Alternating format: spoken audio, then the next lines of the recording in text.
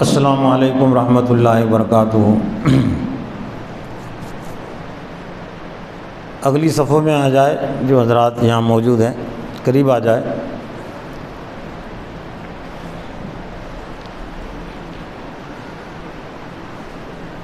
الحمدللہ نحمدہ ونستعینہ ونستغفرہ ونؤمن بہ ونتوکل علیہ ونعوذ باللہ من شرور انفسنا ومن سیئات اعمالنا۔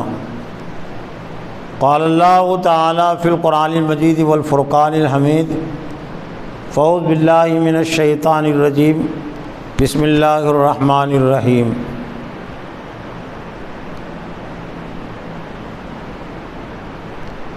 لقد من اللہ علی المؤمنین اذ بعث فیہم رسولا من انفسہم یتلو علیہم آیاتہ ویزکیہم ویعلمہم الکتاب والحکمۃ وإن كانوا من قبل لفی ضلال مبین۔ وقال اللہ تعالی اذن لقد كان لكم في رسول الله أسوة حسنة لمن كان يرجو الله واليوم الآخر وذكر الله كثيرا۔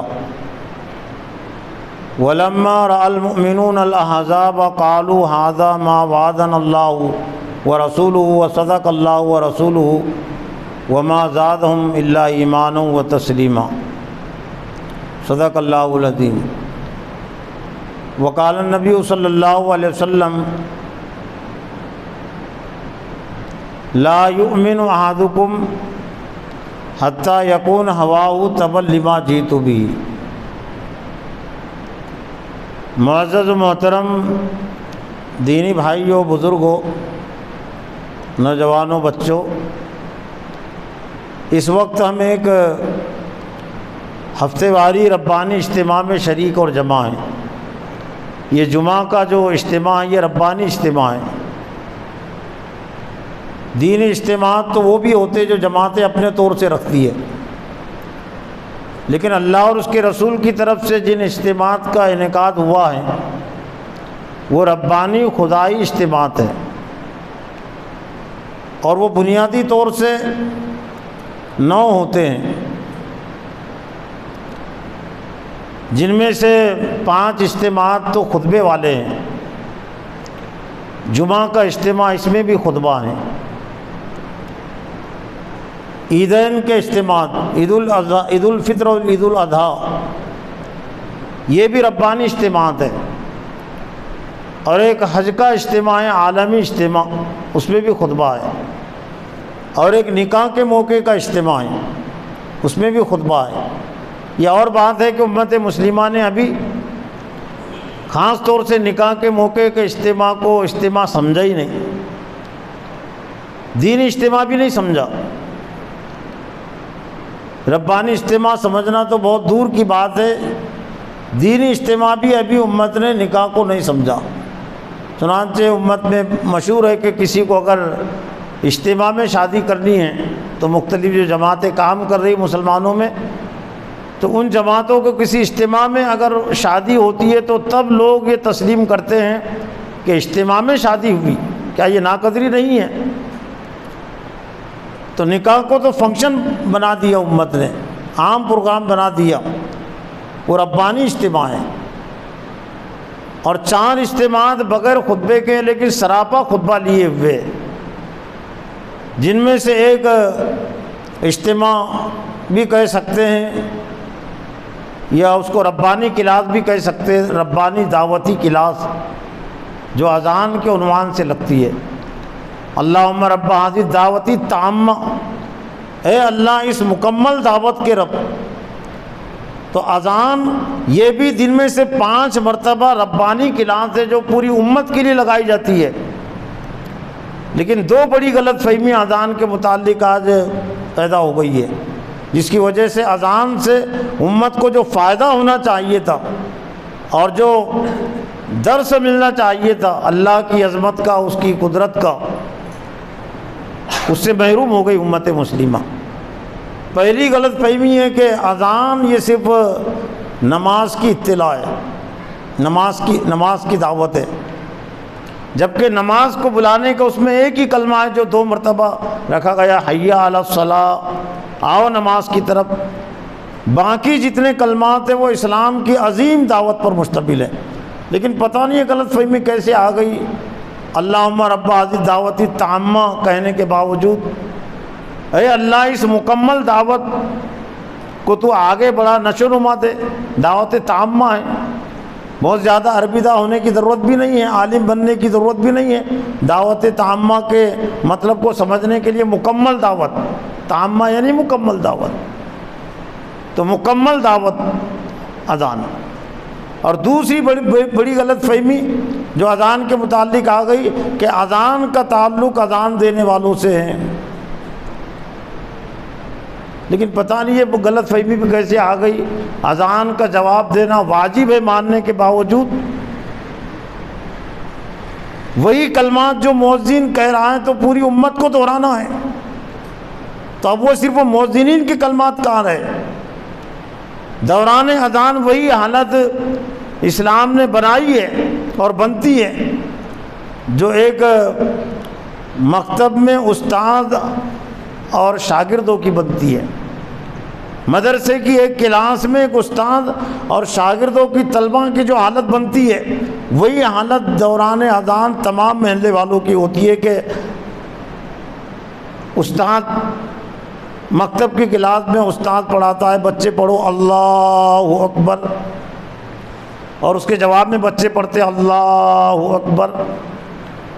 مدرسے میں استاد پڑھاتا ہے، بچے پڑھو اشہد ان لا الہ الا اللہ، اور اس کے جواب میں بچے پڑھتے اشہد ان لا الہ الا اللہ۔ بچے پڑھو اشہد ان محمد الرسول اللہ، اور اس کے جواب میں بچے پڑھتے اشہد ان محمد الرسول اللہ۔ کیا اس کے علاوہ بھی کوئی صورت بنتی ہے؟ تو 5 مرتبہ اللہ تعالیٰ نے ربانی کلاس لگائی ہے، خواتین بھی اس کلاس میں شریک ہوتی ہے۔ وہ افراد جو مسجد میں نہیں آ سکتے ان کے لیے بھی ضروری ہے کہ وہ اذان کا جواب دے۔ تو دن میں سے 5 مرتبہ ایک طرح سے یہ اسلام کی عظیم دعوت کو اللہ تعالیٰ نے تمام امت تک پہنچایا ہے اور اس کو قبول کرنے کا حکم دیا ہے۔ جواب دینے کا مطلب یہ قبول کرنا، اور خاص طور سے حی علی الصلاۃ حی علی الفلاح کا جو جواب ہے اس کے لیے کیا بہتر سمجھا گیا؟ لا حول ولا قوت الا باللہ العلی العظیم۔ کوئی چیز حائل نہیں ہے، کوئی طاقت اور قوت نہیں ہے جو مجھے اللہ اکبر کے قبول کرنے سے روکے۔ حالہ اولو کہتے رکاوٹ، اردو میں بھی استعمال کرتے، حائل ہو گئی چیز، میں کام کرنا چاہ رہا تھا لیکن فلاں چیز حائل ہو گئی۔ تو پوری امت کو یہ جواب دینا ہے کہ اللہ اکبر کے سلسلے میں لا حول ولا قوت الا باللہ، کوئی چیز حائل نہیں ہے، کوئی قوت ایسی نہیں ہے جو مجھے اللہ اکبر سے دور کرے، اشہد ان لا الہ الا اللہ سے مجھے دور کرے اور اس کے سلسلے میں رکاوٹ بنے۔ اور اذان کے کلمات کی بھی جو ترتیب ہے وہ بھی بڑی جامع ترتیب ہے۔ جامع ترتیب اس لحاظ سے کہ تعلیم اور تربیت کے لحاظ سے جن کلمات کی جتنی زیادہ ضرورت تھی وہ کلمات اتنی زیادہ مرتبہ رکھے گئے ہیں۔ اللہ 15 کلمات اذان میں ہیں، تو 15 کلمات میں سے 6 کلمے اللہ اکبر پر مشتمل ہے۔ کیا یہ یوں ہی ہے؟ یہ یوں ہی نہیں ہے، کوئی نہ کوئی وجہ تو ہوگی نا کہ اشہد ان لا الہ الا اللہ 2 مرتبہ، اشہد ان محمد الرسول اللہ 2 مرتبہ، حی علی الصلاۃ 2 مرتبہ، حی علی الفلاح 2 مرتبہ، لیکن اللہ اکبر 6 مرتبہ۔ اذان کے شروع میں 4 مرتبہ، اور اذان جہاں پر مکمل ہوتی ہے اس سے پہلے اور 2 مرتبہ۔ یہ یوں ہی نہیں ہے، اللہ کو معلوم ہے کہ میرا جو دشمن ہے ابلیس، انسانوں کا جو دشمن ہے شیطان، اس نے بہکنے کے لیے، گمراہ ہونے کے لیے جس چیز کا سہارا لیا، ابا واستکبر وکان من الکافرین، تکبر میں آ گیا، اپنے آپ کو بڑا سمجھ لیا اور اللہ کے حکم کا انکار کر دیا۔ تو اللہ کو معلوم ہے کہ جو ہتھیار اس نے اپنے ہاتھ میں لیا، تکبر کا ہتھیار، تو یہی تکبر کا ہتھیار وہ انسانوں کے ذہن اور دماغوں میں پیدا کرے گا، یہی تکبر کے ہتھیار سے وہ لوگوں کو گمراہ کرے گا، اللہ سے دور کرے گا۔ تو اللہ تعالیٰ نے ایک ہی اذان میں 6 مرتبہ اللہ اکبر کی دعوت رکھ کر تلقین، اللہ اکبر کا جواب ہر مسلمان کو دینا ہے، جو گھروں میں موجود ہیں ان کے لیے ضروری ہے کہ وہ اللہ اکبر کا جواب اللہ اکبر سے دے۔ اللہ صرف بڑا نہیں ہے، اگر کسی نے ترجمہ کیا کہ اللہ بڑا ہے، غلط ترجمہ کیا، اللہ سب سے بڑا ہے۔ کبیر کے معنی ہوتے بڑے کے، اکبر کے معنی اللہ سب سے بڑا ہے کا مطلب اللہ کا حکم سب سے بڑا ہے۔ آج جو تعلیم و تربیت کا کام جو کمزور ہو گیا، یا یوں بھی کہہ سکتے ہیں کہ دینی مدارس اور جماعتیں ایک طرح سے مسلمانوں کی تعلیم و تربیت میں ناکام ہو چکی ہے۔ تو میرا بھی تعلق ایک مدرسے سے، امامت سے بھی ہے، تو بہت زیادہ میں نے غور و فکر کر کے میں اس تجیر پہنچا ہوں کہ ربانی نصاب تعلیم اور تربیت کی تفہیم اور تعمیل کی طرف توجہ نہیں ہے، اور ہم نے یہ سمجھ لیا کہ ہفتہ واری اجتماع کے ذریعے سے، ماہانہ اجتماع کے ذریعے سے امت کی تعلیم و تربیت ہو جائے گی۔ میں اذان اور نماز کے اوقات کو سامنے رکھ کر پھر اللہ اور اس کے رسول صلی اللہ علیہ وسلم کا اس میں منصوبہ کیا ہے؟ ظاہر بات ہے اللہ کے رسول صلی اللہ علیہ وسلم اور صحابہ کرام اذان کا مفہوم مطلب بھی سمجھتے تھے، نماز کا مفہوم مطلب بھی سمجھتے تھے۔ مغرب میں نبی صلی اللہ علیہ وسلم جو تلاوت کرتے تھے وہ تلاوت تمام صحابہ کرام سمجھتے تھے، اور بہت سارے صحابہ کرام کے آنکھوں سے آنسو بھی جاری ہوتے تھے، ہچکیاں بھی بن جاتی تھی۔ تب مغرب میں جب انہوں نے نبی صلی اللہ علیہ وسلم سے سب سے بہتر تقریر سنی، اللہ کی تقریر سے بڑھ، قرآن مجید اللہ کی تقریر، اللہ کا بیان ہے، اور پھر نبی صلی اللہ علیہ وسلم کی زبان سے انہوں نے اللہ کی تقریر سنی، تو پھر فجر تک چھٹی دے دینا چاہیے تھا نا۔ تو معلوم کیا ہوا، مغرب کے وقت کی بہتر سے بہتر تقریر کا اثر، بیان کا اثر وہ صرف عشاء تک ہی ہو سکتا ہے، فجر تک نہیں ہو سکتا۔ اگر فجر تک ہو سکتا تھا، رہ سکتا تھا، تو عشاء کی نماز فرض نہیں ہوتی، لیکن عشاء کی نماز فرض ہے، مطلب یہ کہ مغرب کے وقت اللہ کی تقریر ہوتی ہے، سورہ فاتحہ یہ اللہ کی تقریر، اللہ کا بیان ہے، اس کا اثر صرف عشاء تک ہی رہ سکتا ہے، اس لیے عشاء کی نماز فرض ہے۔ عشاء کے وقت کی تقریر کا اثر اگر ظہر تک ہو سکتا تھا، جیسا کہ ہم مطمئن ہیں کہ خطاب عام ہو گیا، ہفتے واری اجتماع ہو گیا، تو خطاب عام کا اثر اگر ظہر تک اگر ہو سکتا تھا، اللہ فجر کی نماز فرض نہیں کرتا، لیکن فجر میں اور ان کو بلا کر قرآن اللہ کا کلام سنایا گیا۔ تو آج ضرورت اس بات کی بھی ہے کہ ربانی نصاب تعلیم اور تربیت سے ہم اپنے آپ کو جوڑنے کی کوشش کریں۔ تو یہ دن میں سے 5 اوقات کا یہ اجتماع ہے، حضرت صلی اللہ علیہ وسلم کی سیرت سے جوڑنے کے لیے بھی اللہ تعالیٰ نے یہ نظام قائم کیا ہے۔ عام طور سے حضرت محمد صلی اللہ علیہ وسلم کی سیرت کے متعلق یہ ذہن بن گیا کہ ربیع الاول کا مہینہ آئے گا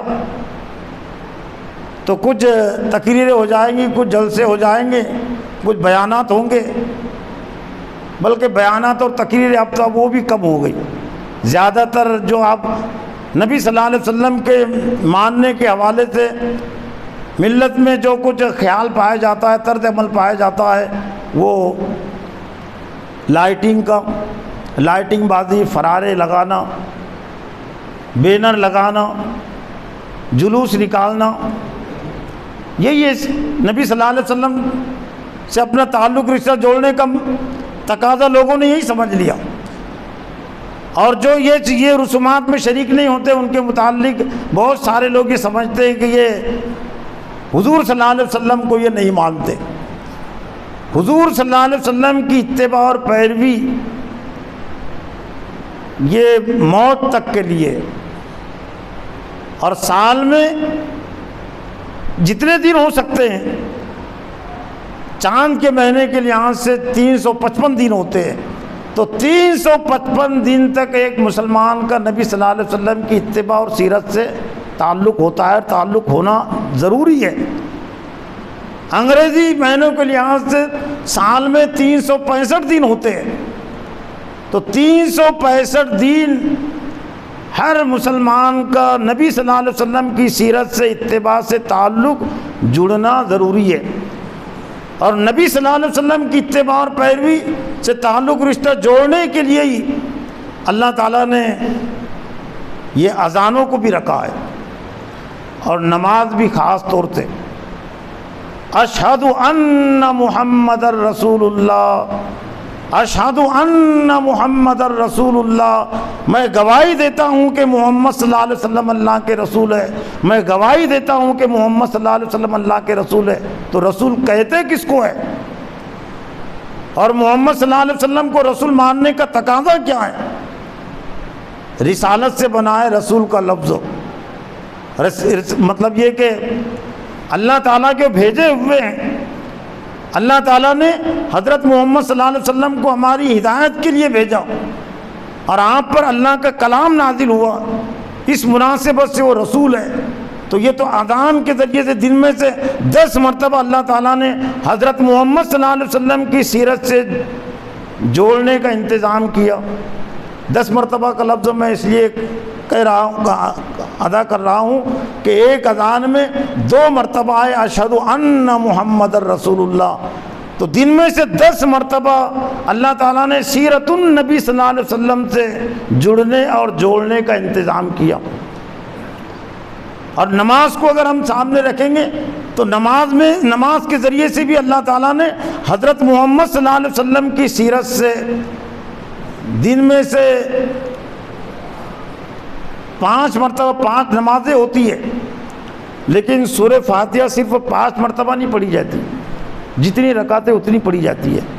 17 رکعتیں فرض ہوتی ہے، تو گویا کہ 17 مرتبہ دن میں سے نبی صلی اللہ علیہ وسلم کی سیرت سے بھی اللہ تعالیٰ نے جوڑنے کا انتظام کیا ہے۔ اہدنا الصراط المستقیم صراط الذین انعمت علیہم غیر المغضوب علیہم ولا الضالین، اے اللہ ہم کو تو سیدھے راستے کی ہدایت دے، ان لوگوں کا راستہ جن پر تو نے انعام کیا، اور ان لوگوں کے راستے سے بچا جن پر تیرا غضب نازل اور جو راستے سے بھٹکے ہوئے۔ اور انعمت علیہم میں سب مفسرین نے یہ بات لکھی کہ اس سے صراط رسول، یہ صراط مستقیم ہے۔ صراط الذین انعمت علیہم میں صراط رسول نبی صلی اللہ علیہ وسلم کا راستہ، کسی نے صراط قرآن مراد لیا، کوئی فرق نہیں پڑتا، قرآن کا راستہ اور نبی صلی اللہ علیہ وسلم کا راستہ ایک ہی ہے۔ جو کچھ قرآن نے کہا نبی صلی اللہ علیہ وسلم نے وہی کیا۔ حضرت عائشہ سے کچھ لوگوں نے پوچھا تھا اللہ کے رسول کی وفات کے بعد کہ ہمیں اللہ کے رسول کی سیرت بتائیے، تو حضرت عائشہ نے انہی سے سوال کر دیا کہ اما قرأتم القرآن کان خلق القرآن، کیا تم نے قرآن نہیں پڑھا؟ قرآن ہی تو اللہ کے رسول کی سیرت ہے۔ جو کچھ قرآن کہتا تھا نبی صلی اللہ علیہ وسلم وہی کرتے تھے۔ قرآن کے نزول کے بغیر تو آپ اپنی زبان بھی نہیں کھولتے تھے، عمل تو بہت دور کی چیز ہے۔ وما ينطق عن الهوى ان هو الا وحی یوحی، سورہ نجم میں اللہ تعالیٰ نے فرمایا کہ وہ اپنی مرضی سے اپنے طور سے کوئی بات نہیں کہتے، ان هو الا وحی یوحی، وہ وہی بات کہتے جو ان پر وحی کی جاتی ہے۔ ان اتبع الا ما یوحی الی، اور پھر جگہ جگہ اللہ نے فرمایا کہ آپ کہہ دیجئے کہ میں اسی چیز کی اتباع اور پیروی کرتا ہوں جو میری طرف وحی کی جاتی ہے۔ لیکن سیرت رسول صلی اللہ علیہ وسلم کے متعلق بھی بہت بڑی غلط فہمی ہے۔ سیرت النبی صلی اللہ علیہ وسلم کو جاننے کے لیے لوگ قرآن کو جاننا ضروری نہیں سمجھتے۔ حضرت محمد صلی اللہ علیہ وسلم کی سیرت کو جاننے کی، یا ہم یوں کہہ سکتے ہیں کہ سیرت النبی صلی اللہ علیہ وسلم کی سب سے پہلی کتاب اور مستند کتاب وہ اللہ کا کلام قرآن مجید ہے۔ لیکن کتنے مسلمان سمجھتے کہ قرآن مجید حضرت محمد صلی اللہ علیہ وسلم کی سیرت کو بتلانے والی کتاب ہے، آپ کی زندگی کو سمجھانے والی کتاب ہے۔ سیرت النبی صلی اللہ علیہ وسلم کی کتاب نہیں سمجھی جاتی قرآن مجید، جبکہ سیرت النبی کی کتاب بھی ہے وہ۔ نبی صلی اللہ علیہ وسلم نے جو کچھ کیا اور نبی صلی اللہ علیہ وسلم کو جو کچھ حکم ہوا اللہ کی طرف سے، وہ سب قرآن مجید میں۔ تو قرآن آپ ایک طرح سے قرآن کا چلتا پھرتا عملی نمونہ تھے۔ تو نماز میں اللہ تعالیٰ نے حضرت محمد صلی اللہ علیہ وسلم کی سیرت سے جڑنے کا ہر رکعت میں حکم دے دیا۔ صراط الذین انعمت علیہم، ان لوگوں کا راستہ جن پر تو نے انعام کیا۔ اور پھر سورہ نساء کی آیت نمبر 69 میں اللہ تعالیٰ نے انعام یافتہ بندوں کو اور زیادہ وعدے کر دیا۔ وَمَن يُطِعِ اللَّهَ وَالرَّسُولَ فَأُولَٰئِكَ مَعَ الَّذِينَ أَنْعَمَ اللَّهُ عَلَيْهِم مِّنَ النَّبِيِّينَ وَالصِّدِّيقِينَ وَالشُّهَدَاءِ وَالصَّالِحِينَ وَحَسُنَ أُولَٰئِكَ رَفِيقًا، جو اللہ اور اس کے رسول کی اطاعت کریں گے وہ ان لوگوں کے ساتھ ہوں گے جن پر اللہ نے انعام کیا ہے۔ اور اس سے مراد ہے 4 قسم کے افراد: انبیاء، صدیقین جنہوں نے انبیاء کی تعلیمات کی تائید اور تصدیق کی، ان کو کہتے ہیں صدیق، والشہداء جنہوں نے اللہ کے دین کے لیے اپنی جانوں کو قربان کیا، اور والصالحین نیک لوگ۔ تو بات چھوٹی نہیں رہی، ہر نماز کی ہر رکعت پوری امت مسلمہ کو انبیاء، صدیقین، شہداء اور صالحین کی تحریک اور دعوت سے جوڑتی ہے۔ لیکن سوال یہ ہے کہ کتنے نمازی انبیاء علیہ السلام کی تحریک اور دعوت سے جڑے، کتنے نمازی انبیاء صدیقین کی تحریک اور دعوت سے جڑے؟ میں احساس دلانے کے لیے آدھی رکعت کا لفظ استعمال کرتا ہوں۔ آدھی رکعت اس لیے سورہ فاتحہ پڑھنے سے ایک رکعت نہیں ہوتی، آدھی رکعت ہوتی ہے۔ سورہ فاتحہ کے ساتھ کچھ اور آپ ایک سورت پڑھیں گے تو پوری رکعت کی قرات ہوتی ہے۔ سورہ فاتحہ سے آدھی رکعت کی قرات ہی ہوتی نا، تو آدھی رکعت پوری امت مسلمہ کو انبیاء، صدیقین، شہداء اور صالحین کی تحریک اور دعوت سے جوڑتی ہے۔ اتباع اور پیروی تو آگے کی چیز ہے، لیکن کتنے نمازیوں نے انبیاء کی زندگیوں کو جاننے کی، سمجھنے کی کوشش کی؟ کتنے نمازیوں نے صدیقین، شہداء اور صالحین کی زندگیوں کو سمجھنے کی اور جاننے کی کوشش کی؟ میں اپنی خود کی تعلیم اور تربیت کے لیے اور سامعین کی بھی تعلیم و تربیت کے لیے زیادہ تر میں اذان اور نماز کو اس لیے پیش کرتا ہوں، اس کو آپ زیادہ بھلا نہیں سکتے۔ میں اذان و نماز کے علاوہ اگر کسی عنوان پر تقریر کروں گا، وہ تقریر زیادہ دیر تک آپ کے ذہن اور دماغوں میں نہیں رہ سکتی۔ اور پھر میں نے کہا کہ اثر کی جو بات ہے کہ اثر اتنا ہی ہوتا ہے جتنے نمازوں کے اوقات میں فاصلہ ہے۔ فجر کے وقت کی بہتر سے بہتر تقریر کا اثر وہ ظہر تک ہی رہ سکتا ہے، ظہر کے وقت کی بہتر سے بہتر تقریر کا اثر وہ عصر کی نماز تک رہتا ہے، عصر کے وقت کی بہتر سے بہتر تقریر کا اثر وہ مغرب تک رہتا ہے، مغرب کے وقت کی بہتر سے بہتر تقریر کا اثر وہ عشاء تک رہتا ہے۔ ظاہر بات ہے کسی کے بس میں نہیں ہے، کسی جماعت کے بس میں نہیں ہے، کسی مفتی کے بس میں نہیں ہے کہ دن میں سے 5 مرتبہ وہ لوگوں کو تلقین کرے، لوگوں کو دین کی بات سنائے۔ اللہ تعالیٰ نے نظام قائم کر دیا، دن میں سے 5 مرتبہ اذان کے ذریعے سے دین کی باتوں کے پہنچانے کا نظم قائم کر دیا۔ نماز کے اذکار کے ذریعے سے دن میں سے 5 مرتبہ اللہ تعالیٰ نے پوری امت مسلمہ کے لیے تعلیمی تربیتی نصاب اللہ تعالیٰ نے متعین کر دیا۔ صرف اس میں علمی رنگ بھرنے کی ضرورت ہے، عملی رنگ بھرنے کی ضرورت ہے۔ غیر المغضوب علیہم ولا الضالین، ان لوگوں کا راستہ نہیں جن پر تیرا غضب نازل اور جو راستے سے بھٹکے ہوئے۔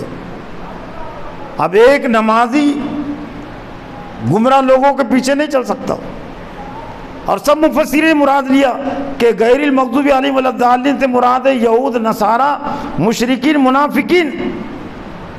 ایک نمازی کوئی بھی گمراہ پارٹی کے پیچھے نہیں چل سکتا، بے دین شخص کے پیچھے نہیں چل سکتا، اور اگر وہ چل رہا ہے بے دین شخص کے پیچھے تو اللہ کے گھر میں اس نے جو عہد کیا، وعدہ کیا حالت نماز میں غیر المغضوب علیہم ولا الضالین کا اقرار کر کے کہ ان لوگوں کے راستے سے مجھ کو بچا جن پر تیرا غضب نازل ہو، جو راستے سے بھٹکے ہوئے، تو اللہ کے گھر میں کیے ہوئے عہد کو وہ توڑ رہا ہے۔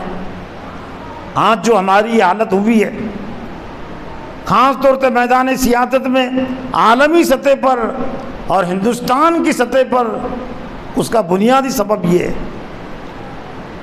کہ اللہ کے گھر میں کھڑے ہو کر ہم ہر گمراہ پارٹی سے دور رہنے کا عہد کرتے ہیں، ہم ہر گمراہ پارٹی اور ہر گمراہ شخص کے پیچھے چلنے سے بچنے کا ہم عہد کرتے ہیں جن پر تیرا غضب نازل ہو، جو راستے سے بھٹکے ہوئے ہیں۔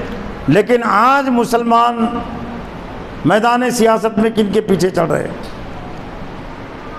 جو گمراہ مغضوب میں آتے، ضالین میں آتے، جبکہ تلقین ہم کو کی گئی صراط الذین انعمت علیہم، ان لوگوں کا راستہ جن پر تو نے انعام کیا، اور اس سے مراد ہے انبیاء، صدیقین، شہداء، صالحین۔ جب تک امت مسلمہ میدان سیاست میں انبیاء، صدیقین، شہداء اور صالحین کے پیچھے چلتی تھی، اللہ تعالیٰ نے کم تعداد کے باوجود عالمی سطح پر امت مسلمہ کو ایک امام امت بنایا تھا، ایک قائد امت بنایا تھا۔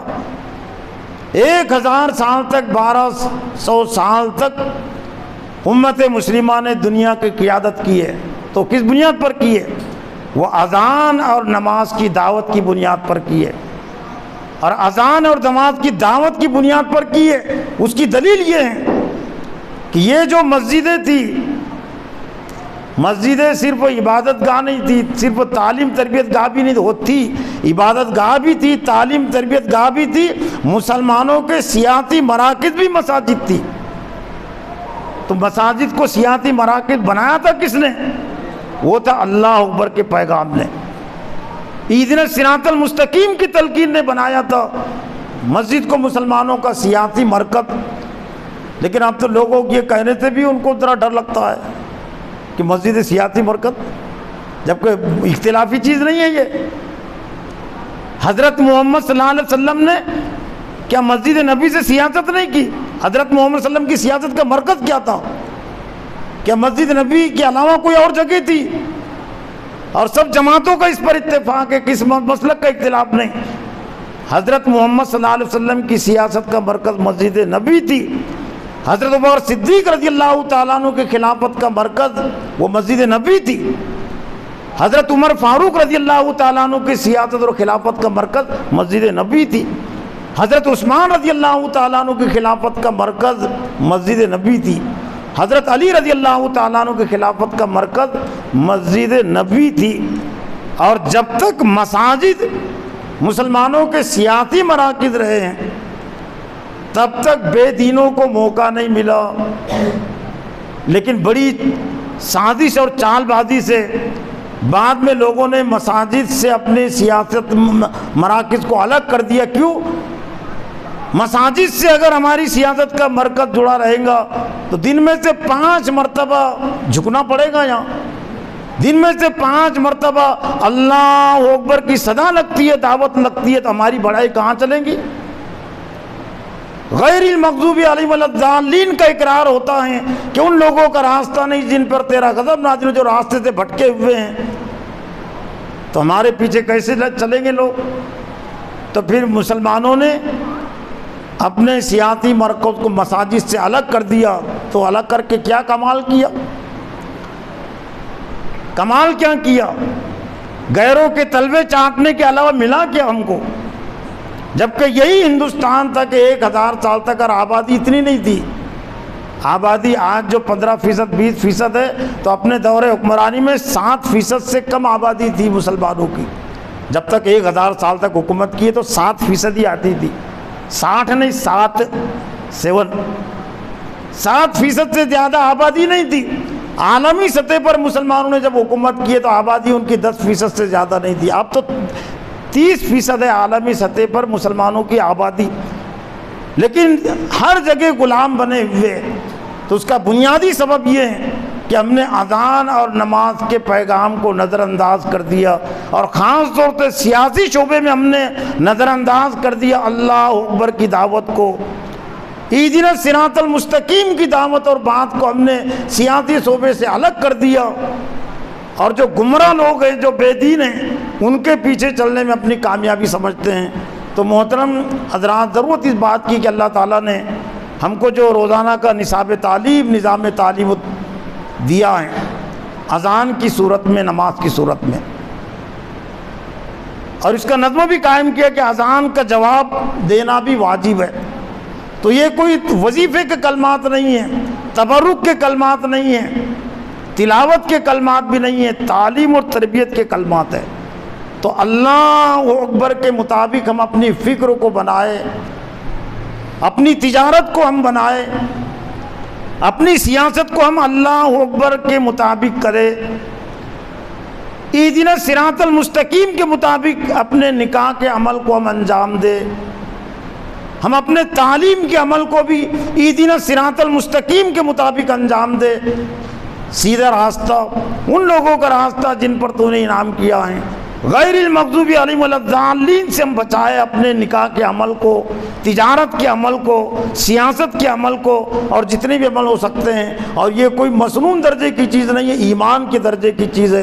اللہ کے صلی اللہ علیہ وسلم نے فرمایا لا یؤمن احدکم حتی یکون ہواہ تبعا لما جئت بہ، تم میں سے اس وقت تک کوئی مومن نہیں ہو سکتا جب تک کہ اس کی خواہش، اس کی چاہت اس چیز کے تابع نہ ہو جائے جسے میں لے کر آیا ہوں.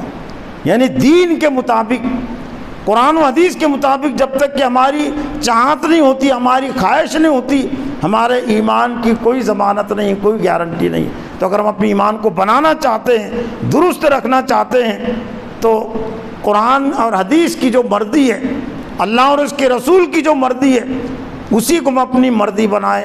یہ چند باتیں میں نے اس موقع سے خود میری اپنی تذکیر توجہ کے لیے، آپ کی تذکیر توجہ کے لیے رکھی. اللہ تعالیٰ سے دعا ہے کہ اللہ تعالیٰ مجھے بھی اور آپ کو بھی اذان کو سمجھنے، اس سے جڑنے کی توفیق عطا فرمائے، نماز کو سمجھنے اور اس سے جڑنے کی، اس کے پیچھے چلنے کی توفیق عطا فرمائے. وآخر دعوانا ان الحمد للہ رب العالمین.